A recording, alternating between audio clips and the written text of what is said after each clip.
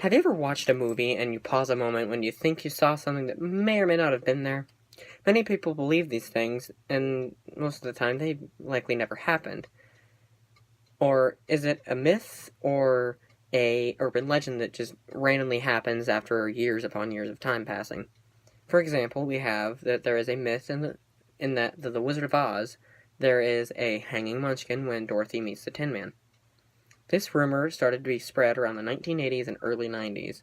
A rumor began to spread that a Lovelorn Munchkin actor had killed himself on the set behind a grove of apple trees. And this is apparently not true because the Munchkins were not even on set.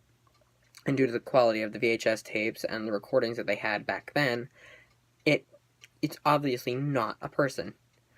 Point two that we're going to acknowledge is that the Munchkins weren't even on set yet. They weren't even on payroll. The Munchkins were brought on during the May-June filming sequences for the movie. The Tin Man scenes were filmed in December of 1938. And the Munchkins weren't even set to be paid until after their scenes were done in 1939, because the film was actually released in August of 1939.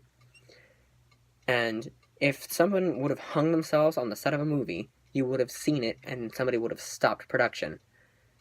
The movie is very well known, and saying that there's something like that happens is just hurting the image of the movie, and it's also making people look stupid for saying it.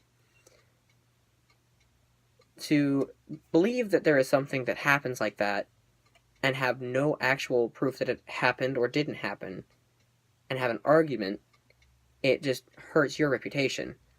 I have collected Wizard of Oz for almost 15 years now, and I've